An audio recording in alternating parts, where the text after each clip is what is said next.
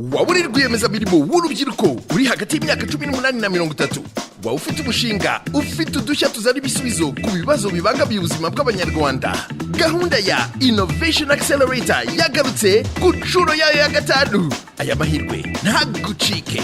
Icyiciro cya gatanu cya Accelerator kizatera inkunga imishinga isubiza ibibazo bibiri.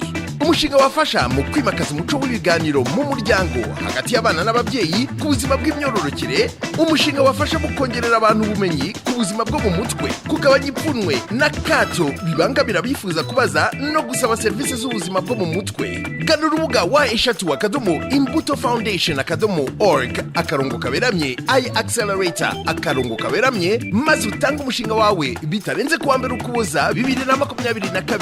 Imishinga ine izahiga indi izahembwa miliyoni 10 z'amanyarwanda y'inkunga yo gutangiza umushinga n'amahugurwa y'amezi 6 yo kunoza imishinga kugira ngo itangire gushyirwa mu bikorwa.